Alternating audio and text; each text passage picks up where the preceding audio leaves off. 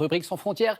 Et comme tous les jeudis, nous prenons la direction de Moscou où nous attend notre correspondant Luc Lacroix. Bonjour Luc, ce matin, vous allez nous parler cadeaux et traditions toute logique. Alors en Russie, pour les cadeaux, il faudra attendre encore un peu jusqu'à la nuit du 31 décembre au 1er janvier. Mais je suis sûr que chez vous, vous avez déjà mis vos petits souliers à côté du sapin. Eh bien nous, on mise sur un Père Noël cette année très généreux puisque l'on va mettre ces grandes bottes auprès du sapin. Ce sont des valenki, des bottes en feutre, ça se porte pieds nus, c'est très chaud et c'est surtout une part très importante du patrimoine russe, comme vous allez le voir dans ce reportage avec Patrice Acheret et Alexandra Dalsbeck. Tout commence par de la laine de mouton. Elle est d'abord triée et peignée selon un processus artisanal. Depuis 30 ans, rien n'a changé dans cette petite fabrique familiale à 300 km de Moscou. Ici, on produit des valenki, des bottes en feutre. Quelle pointure tu fabriques? Un 26. Elle fait un 26. Il faut donc peser 400 grammes pour une botte de cette pointure. Première étape d'une fabrication qui dure 3 ou 4 jours. On tasse la laine pour qu'elle gagne en densité. Après le travail à la main, la machine prend le relais. Quelques minutes entre ces gros rouleaux et la botte prend forme. Voilà déjà des valenki. Mais pas de valenki sans l'étape cruciale du feutrage.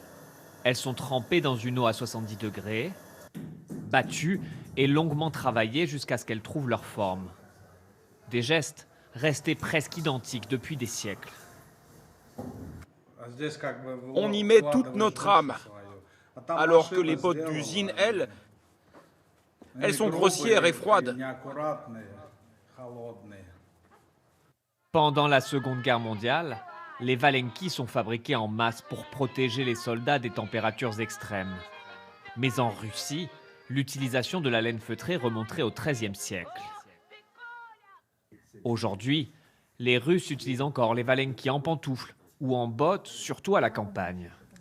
Il n'y a rien de plus pratique. Le pied ne transpire pas et on est au chaud. S'il fait en dessous de 0 degré, on porte les valenki seuls. Mais quand la neige est mouillée, vous pouvez utiliser des galoches. Vous les enfilez et vous pouvez sortir tranquille sans risquer de mouiller vos bottes. Il n'y a pas de différence entre les valenki gauche et droite. Elles acquièrent leur forme à l'usage, en s'adaptant aux pieds de leur propriétaire. Petite question Luc, est-ce qu'on en voit beaucoup des valenki ? Alors je ne vais pas vous cacher qu'on n'en voit pas si souvent au cœur de Moscou, sur la place rouge, même s'il existe un modèle que vous avez peut-être aperçu dans le reportage avec de vraies semelles qui résistent à la neige fondue par le ciel. En revanche, c'est plus fréquent par exemple chez les pêcheurs qui viennent pêcher sur des lacs comme celui-ci ou alors à la campagne. Et puis le patron de la fabrique où le reportage a été tourné nous expliquait que ces valenki sont très prisés par les chauffeurs routiers. C'est très pratique, ils les commandent à l'aller puisque la fabrique se situe le long de l'autoroute entre Saint-Pétersbourg et Moscou. Il les récupère quelques jours plus tard au retour. Et puis, c'est très important, on l'a découvert en tournant un reportage pour Télématin la semaine dernière. Le Père Noël lui-même porte des valenki. Dernière information, une paire de valenki vaut à peu près une trentaine d'euros. Merci pour toutes ces infos Luc. En plus, ce qui est pratique, il n'y a pas de valenki gauche ni droite. C'est très pratique quand on se lève très tôt le matin et qu'on est à peine réveillé.